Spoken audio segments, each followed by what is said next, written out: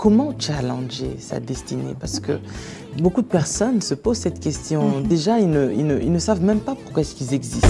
Challenger sa destinée, en fait, c'est un message pour dire à toutes ces personnes, au fait, qui se perdent de nos jours, qui cherchent peut-être le travail dans un bureau. Challenger sa destinée veut dire simplement que Dieu t'avait créé pour un but.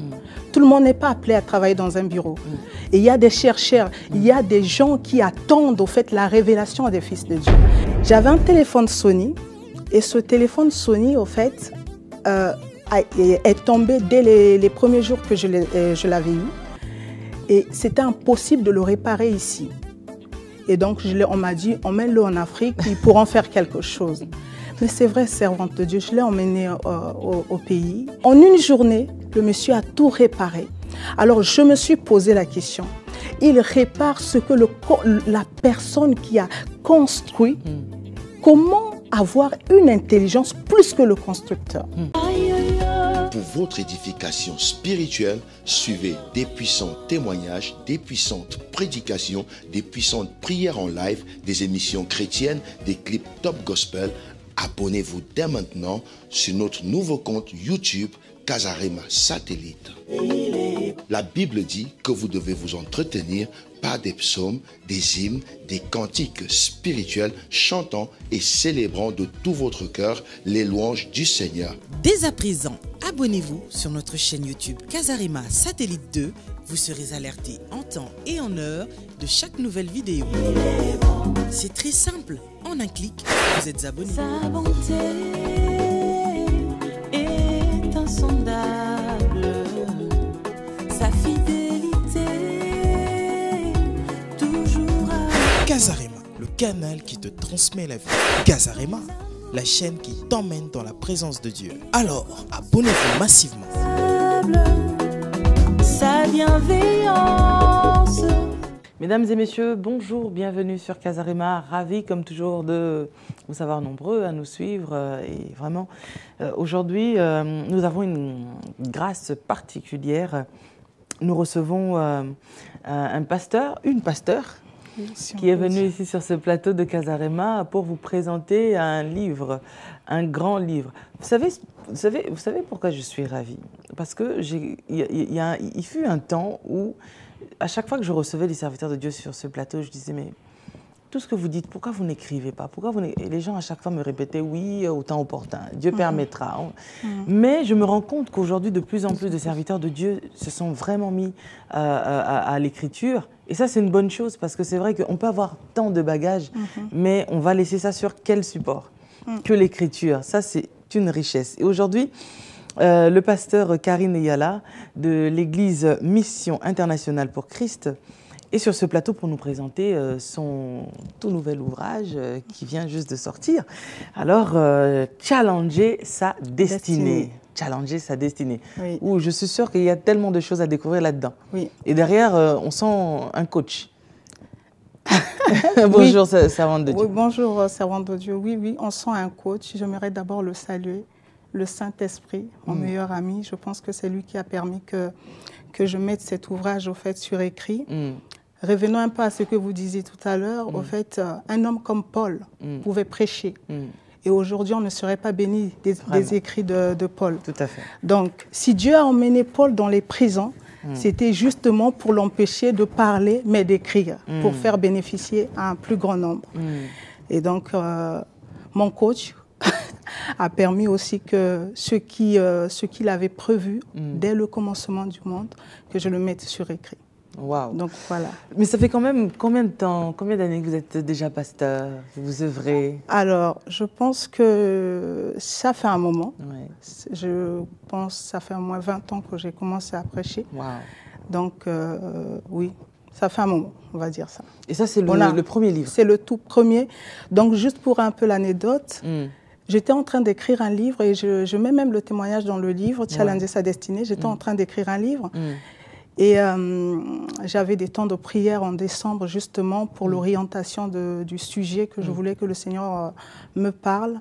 Et c'est là il me dit non, n'écris pas le livre que tu prépares, écris Challenger sa destinée. Wow. Alors je n'avais pas le titre, je n'avais rien prévu. En un mois, j'ai écrit le livre. Waouh! Un mois. Voilà. Hey, c'est super. Mais alors, expliquez-nous un petit peu de quoi parle ce livre et comment challenger sa destinée. Parce que beaucoup de personnes se posent cette question. Déjà, ils ne savent même pas pourquoi est-ce qu'ils existent. Oui, Et ça, je pense que c'est quand même la base. c'est la base. Il faut commencer là. Oui, bien sûr.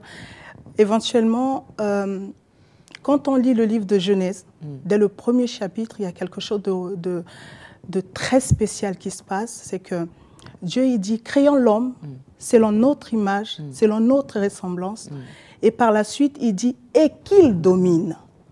Il associe la création avec les œuvres que l'homme accomplirait sur la terre. Pour dire au fait que quand on dit c'est conjonction de coordination pour dire qu'on ne peut pas épargner l'un comme l'autre. Pour dire simplement que, comme j'aime dire que, ne cherchez pas à aller au ciel. La mission sur la terre est autant plus importante qu'aller au ciel. Donc pour dire, si Dieu associe le travail que l'homme accomplirait sur la terre avec la création de l'homme, pour dire que c'est très important. Et ce qui est encore beaucoup plus marquant, c'est que quand Jésus a fini sa mission, quelle est la dernière parole de Christ? Il dira, tout est accompli. Mais qu'est-ce qui est accompli? La mission. Et quand on regarde la vie de Christ, on se rend compte que chaque jour de sa vie, il a été passionné par sa mission. S'il se levait tôt pour prier, s'il guérissait malade, c'était ce qui a été écrit dès la fondation du monde comme mission. Donc, comment challenger sa destinée? Au fait, d'abord, avant de savoir comment challenger sa destinée, il faut savoir que, avant même d'exister, Dieu nous avait créés pour un but. Et le but est autant plus important, comme je le disais tantôt, au fait. Donc, challenger sa destinée, en fait, c'est un message pour dire à toutes ces personnes, au fait, qui se perdent de nos jours, qui cherchent peut-être le travail dans un bureau. Challenger sa destinée veut dire simplement que Dieu t'avait créé pour un but. Tout le monde n'est pas appelé à travailler dans un bureau. Et il y a des chercheurs, il y a des gens qui attendent, au fait, la révélation des fils de Dieu. Et donc, le monde nous attend, mais pendant ce temps, on se perd. On se perd avec nos talents, avec nos grâces. Challenger sa destinée, c'est au fait dire à une personne, ne cherche pas à aller travailler un travail que tu n'as pas été appelé pour, au fait. Va, fais quelque chose de capital, quelque chose qui te passionne, mais qui est en rapport avec ce que Dieu avait planifié dès la fondation du monde. Et juste pour vous faire rire un peu, il y a quelques années, je suis allée en Afrique. J'avais un téléphone Sony, et ce téléphone Sony, au fait, est tombé dès les premiers jours que je l'avais eu. Et c'était impossible de le réparer ici. Et donc, on m'a dit, emmène-le en Afrique, ils pourront faire quelque chose. Mais c'est vrai, servante de Dieu, je l'ai emmené au pays. Et en une journée, le monsieur a tout réparé. Alors, je me suis posé la question. Il répare ce que la personne qui a construit. Comment avoir une intelligence plus que le constructeur? Donc, cela veut dire qu'avant même de quitter le ciel, Dieu nous avait doté des capacités, des potentiels, des grâces. Ce que j'appelle ici sur le livre à la rencontre de l'ineffable. Donc l'ineffable, c'est quoi? Au fait, l'ineffable n'est que les choses que Dieu avait placées dès la fondation du monde, des richesses que nous portons. Comme je venais de le dire au début, que Dieu, il dit dominer, assujettissez la terre. Il ne peut pas dire dominer s'il ne met pas un potentiel ou des capacités pour pouvoir dominer. Et s'il dit dominer, ça veut dire qu'en face, il y aura peut-être des difficultés. Bien sûr. Donc la vie, elle est faite de difficultés, des circonstances difficiles. On n'a pas seulement ce qu'on veut, mais comment challenger avec des difficultés. C'est là où cet ouvrage répond à ces questions. J'aime bien parce qu'à la page 38, vous parlez de la mentalité positive. Yes. Et c'est là où beaucoup de personnes échouent parce qu'en fait, tout est là. Quand tu perçois les choses d'une manière déjà négative, comment peux-tu justement dominer? Comment peux-tu assujettir? Comment est-ce que tu peux accomplir cette destinée? Comment est-ce que tu peux te challenger si déjà tu te sens faible, incapable et tu penses que tu ne peux pas y arriver?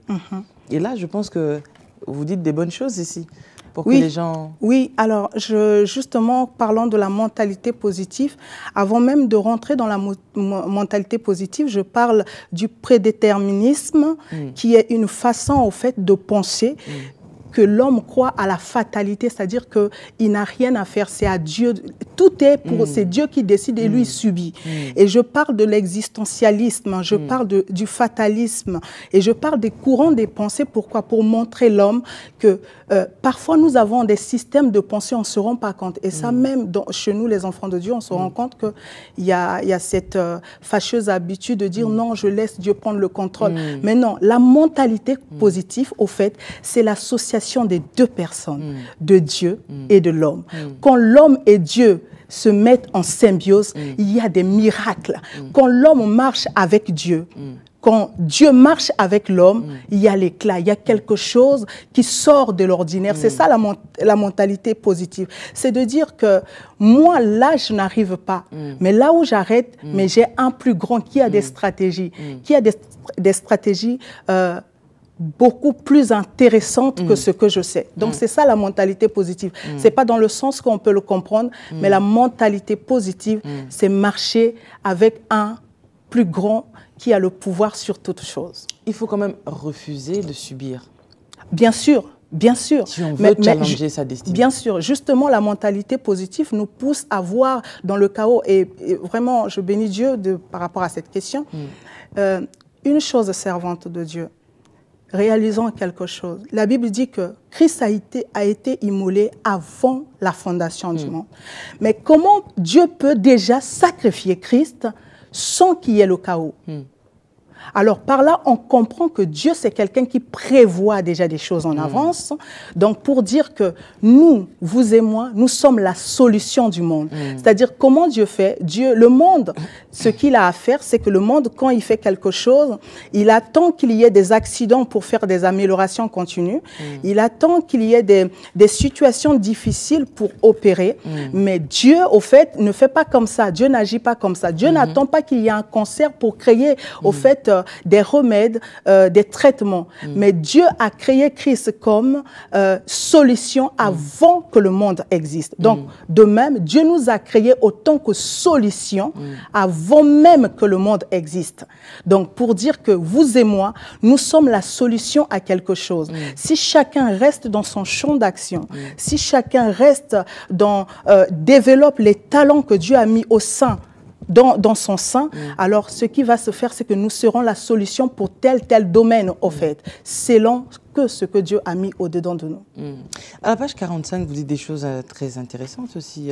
Apprendre à être l'ouvrage de Dieu.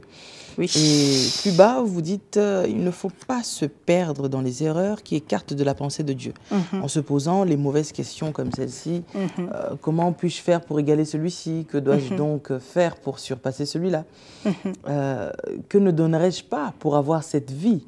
Des questions qui révèlent un désir de contrôler totalement votre vie, voir la vie des autres. Alors qu'une personne qui cherche à découvrir le but de sa vie doit dépendre totalement de Dieu. Et voilà. Ça, c'est vrai parce que beaucoup de personnes vivent leur vie aux dépens des autres. Voilà. C'est-à-dire, je veux être comme celui-là, j'ai envie de vivre comme celui-ci, l'autre est mieux que moi. Mais peut-être que tu ne sais pas, puisque tu ne sais pas non plus quelle est réellement la vie de cette personne. Vie de l'autre, quel est le prix que l'autre paye d'ailleurs pour avoir, pour vivre. Quand une personne dit que je donnerai tout pour avoir, mais qu'est-ce que la personne pourra donner? Donc par là, on comprend que quand une personne n'est pas à sa place, il y a la mort qui suit. Quand une personne ne reste pas dans la place que Dieu lui a choisie. Juste regardez un peu un homme comme Jérémie. C'était le fils d'un sacrificateur. D'après la lignée des sacrificateurs, il serait sacrificateur d'office. Mais quand Dieu parle à Jérémie, il dit « Je t'ai établi au sein, avant même que tu sois dans le sein de ta mère, je t'ai établi prophète. » Mais comment on peut établir un sacrificateur prophète. Parce qu'au fait, l'homme a des envies de paraître, d'avoir une image selon ses égaux, mais Dieu a planifié nos passions. Et donc, au fait, permettez-moi de dire que quand une personne a des idées comme ça, au fait, en réalité, la personne veut donner une image. Elle veut exister. La personne veut exister. Et non vivre. Et non vivre. Alors, par là, on comprend une chose, c'est que Dieu, quand il nous a donné les dons et les capacités pour agir sur la terre, il a fait quelque chose. Notre nourriture est dans nos dons. Wow. Tout ce que nous avons, c'est dans nos dons. Alors, et j'aime dire aussi que... Ça sera juste après la publicité. D'accord. Parce que vous parlez tellement bien que sinon, on va sauter la publicité. À tout de suite. Désolée. Grand événement à Libreville. Gabonaises et Gabonais, vous êtes invités à ne pas manquer à cette méga conférence internationale des femmes, dénommée Le pouvoir de la femme. Et l'hôte de la soirée, pasteur Sarah Kala. Avec comme oratrice l'évangéliste Lise Manzambi, l'évangéliste prophétique qui vient tout droit de Paris, une conférencière hors pair. Du mercredi 4 juillet 2018 de 18h30 à 21h. Jeudi 5 juillet 2018 de 18h30 à 21h. Vendredi 6 juillet 2018 de 18h30 à 21h. Notez bien, le samedi 7 juillet 2018 de 10h à 13h, c'est une journée d'impactation et la réservation est obligatoire dans un cadre VIP à l'hôtel Étoile d'Or. Un coaching spécial, un coaching de haut niveau. Pour prendre part à cette journée du samedi, réservez votre place dès maintenant. Et dimanche 8 juillet 2018, de 9h30 à 13h, la conférence se tiendra au plein ciel, en face de la station Total, derrière l'église de Réveil Saint-Esprit. Gabonaises et Gabonais, venez vivre votre miracle. Du nouveau à Paris, première compagnie d'assurance chrétienne, Certis Assurance. Pour vos assurances, santé, auto, prévoyance, habitation, assurance professionnelle, Certis Assurance est au rendez-vous. Notez bien, nous assurons aussi les permis étrangers. Certis Assurance, votre courtier indépendant et partenaire conseil. Notre objectif, négocier les solutions d'assurance adaptées à vos besoins. Pour tout contact, rejoignez-nous au 119 TER rue Paul Fort, 91 310 Montéry, France. Appelez-nous au 01 69 01 83 49 ou au 07 71 81 26 68 ou écrivez-nous sur contact@certisassurance.com. Certis Assurance, l'assurance qu'il te faut. Certis Assurance, l'assurance sur mesure. Certis Assurance, l'assurance, c'est votre garantie. Événement à Paris. 3 soirées prophétiques et d'orientation. Une bonne nouvelle dans la région parisienne. Si les 6 premiers mois de l'année t'ont fait défaut, si les 6 premiers mois de l'année t'ont trahi, tu as le droit de réclamer que les 6 derniers mois de l'année soient pour toi une bénédiction, un triomphe. Vous avez été dans des séminaires, vous avez été dans des croisades, les hommes de Dieu ont prié pour vous, vous avez gêné, vous avez prié. Voilà maintenant le Seigneur vous apporte la seconde chance. Venez mettre fin à la malchance, au blocage, aux attaques, à la maladie, à la possession, à l'oppression, à la dépression. Et nous avons comme thème le Dieu de la seconde chance. Ouf! Mon ami, si la première opportunité t'a échappé, celle-ci ne t'échappera pas. Viens saisir la seconde opportunité de la deuxième partie de l'année. Viens saisir l'opportunité qui t'emmènera vers ta destinée. Tous ceux-là qui reçoivent des rêves, que ce soit des rêves naturels, que ce soit des rêves sataniques, que ce soit des rêves divins, pendant cette période de 3 soirées, de miracles, de prophéties et d'orientation divine, nous vous invitons à pouvoir être là.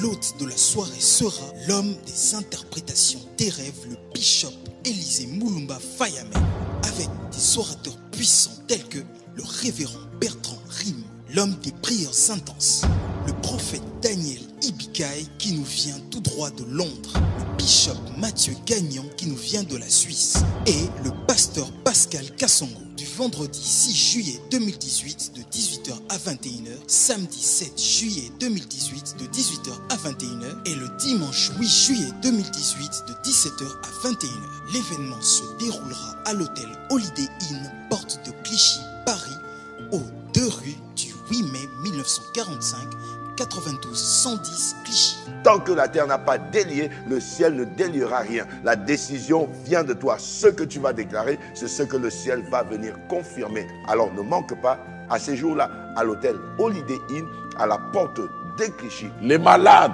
seront guéris. Les possédés seront délivrés. Et ceux qui ont des problèmes auront des solutions à leurs problèmes. Eh oui, nous sommes de retour. Waouh!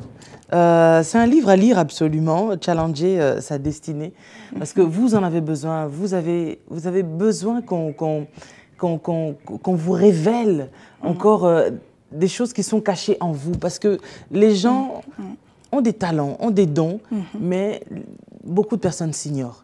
Ils ignorent ce qu'ils ont en eux. Alors, il faut ce genre de livre. Bien sûr. Pour vous aider à faire ressortir ce que vous avez en vous.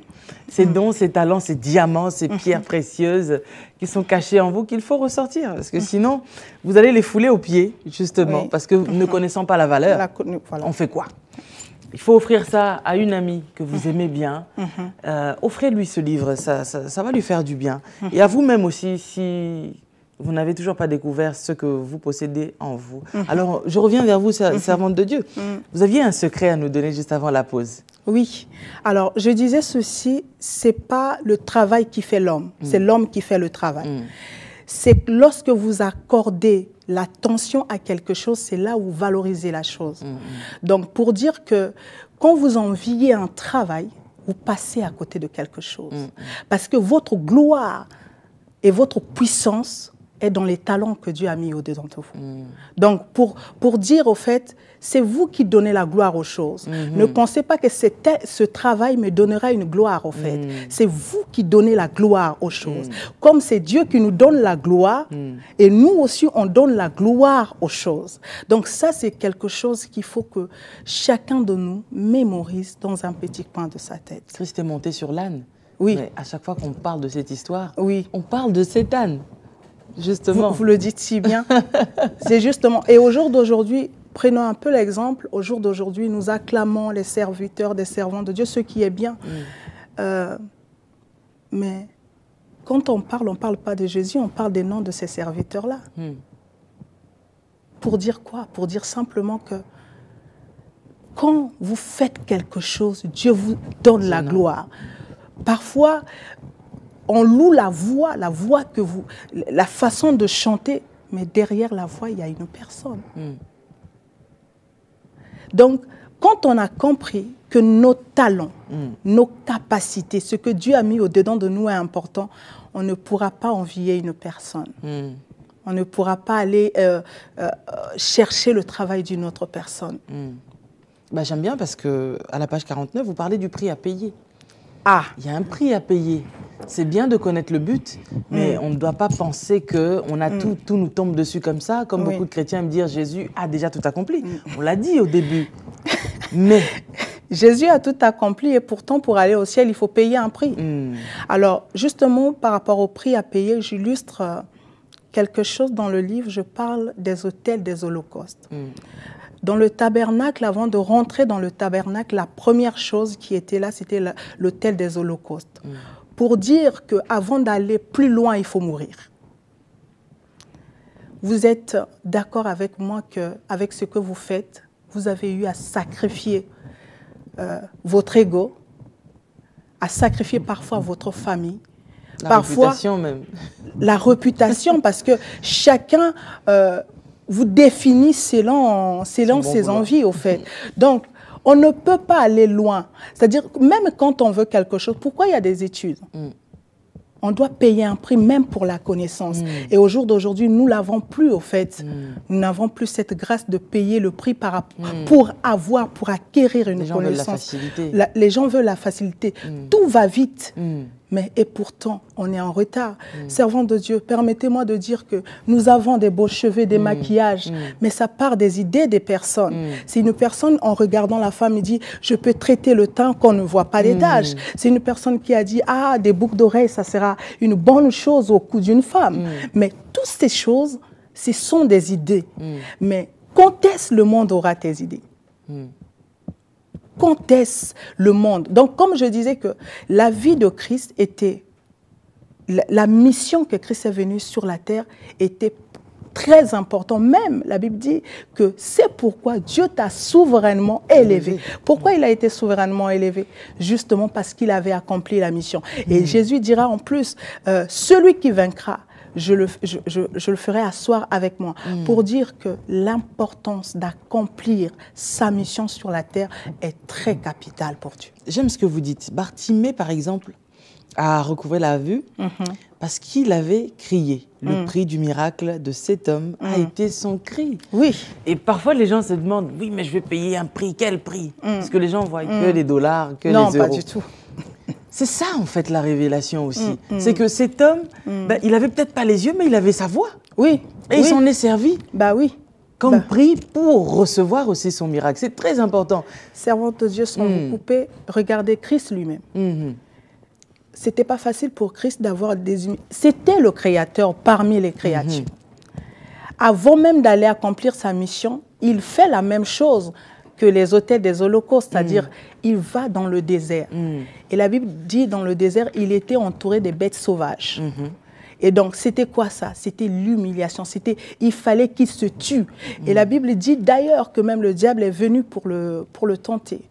Et pourquoi le diable n'a pas pu dominer sur Christ? Parce que Christ avait compris quelque chose, le prix à payer. On ne peut pas aller loin sans payer un prix. Voilà. Ça, c'est vrai. La page 54, vous dites encore quelque chose de formidable ici. La première chose que vous devez comprendre, c'est que le Seigneur Jésus-Christ était seul et que cet épisode se présente devant lui avant qu'il ne débute son ministère. Il n'est pas tenté en ce moment précis, fortuitement. Le diable savait que ce moment était opportun et stratégique pour tenter Jésus, tout comme il a entendu pour tenter Adam.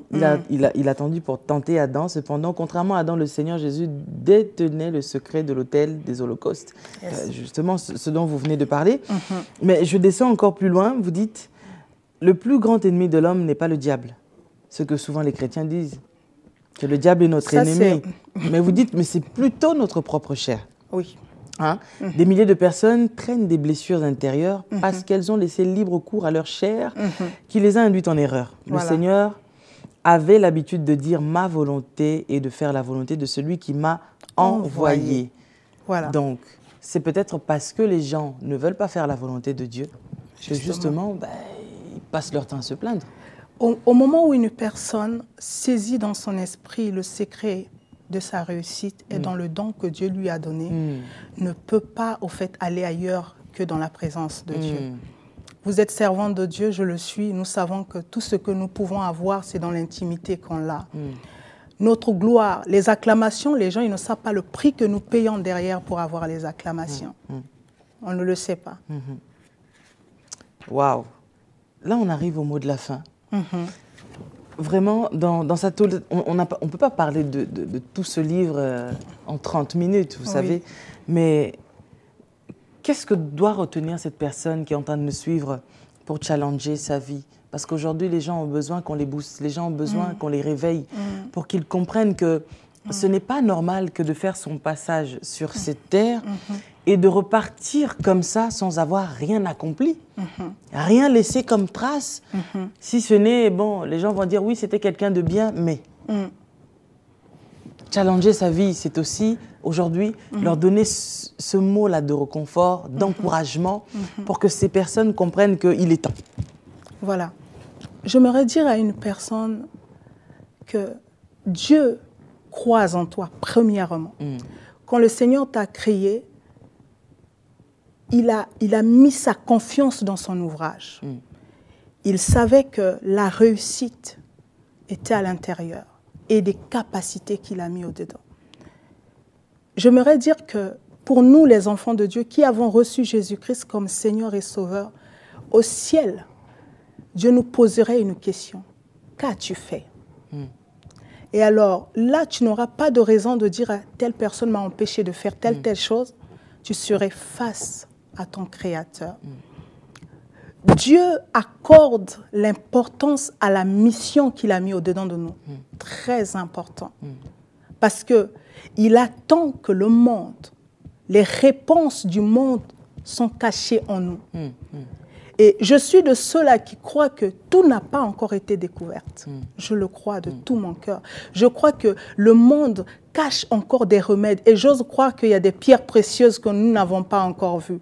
Et j'ose croire qu'il y a une façon de présenter Dieu sur la terre que nous n'avons pas encore vue. Et pour dire juste à une personne, le temps est arrivé, que tu ne te perds pas dans un bureau si tu as un talent manuel. Si tu aimes dessiner, dessine, le monde te découvrira tant que tel. Si tu chantes, alors donne-toi les moyens, apprends encore, étudie, donne les vrais moyens, donne la chance à la réussite pour que tu vois.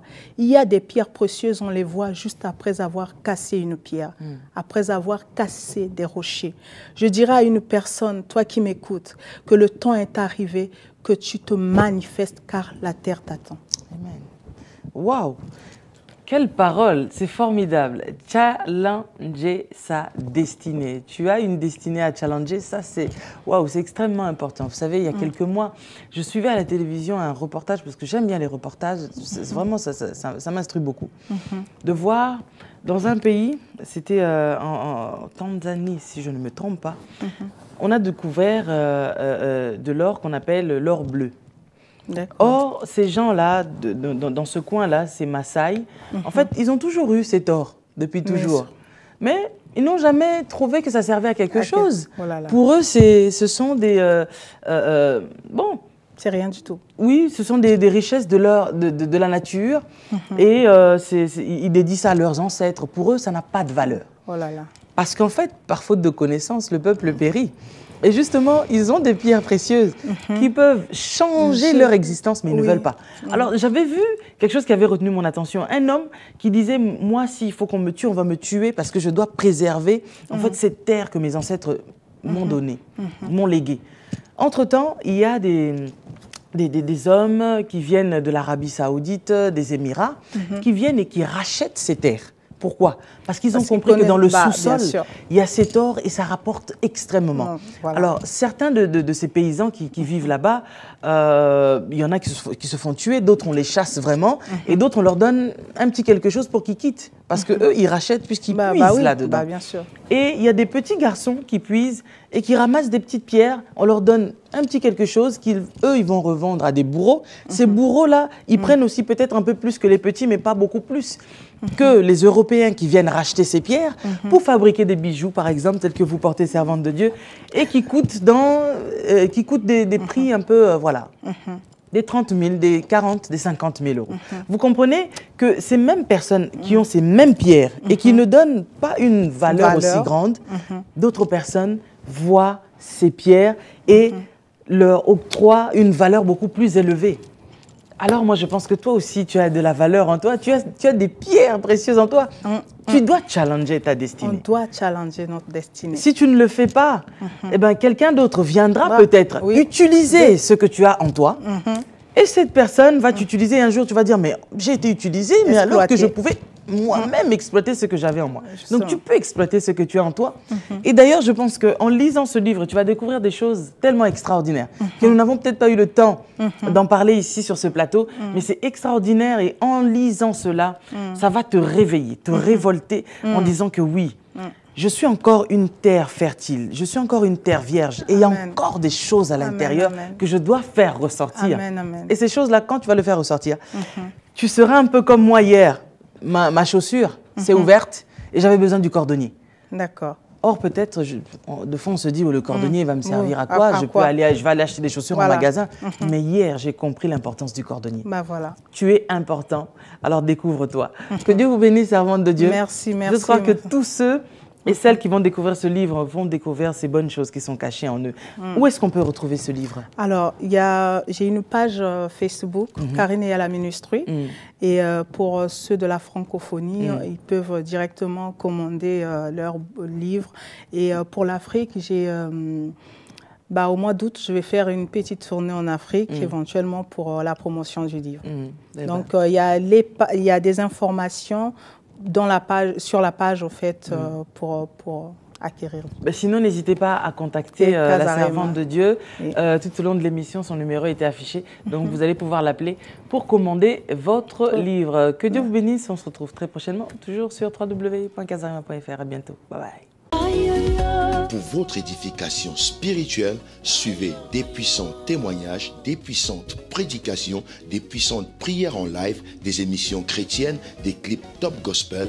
Abonnez-vous dès maintenant sur notre nouveau compte YouTube Casarima Satellite. La Bible dit que vous devez vous entretenir par des psaumes, des hymnes, des cantiques spirituels, chantant et célébrant de tout votre cœur les louanges du Seigneur. Dès à présent, abonnez-vous sur notre chaîne YouTube Casarima Satellite 2. Vous serez alerté en temps et en heure de chaque nouvelle vidéo. C'est très simple. En un clic, vous êtes abonné. Sa bonté est insondable, sa fidélité toujours à... Casarima, le canal qui te transmet la vie. Casarima, la chaîne qui t'emmène dans la présence de Dieu. Alors, abonnez-vous massivement. Sa bienveillance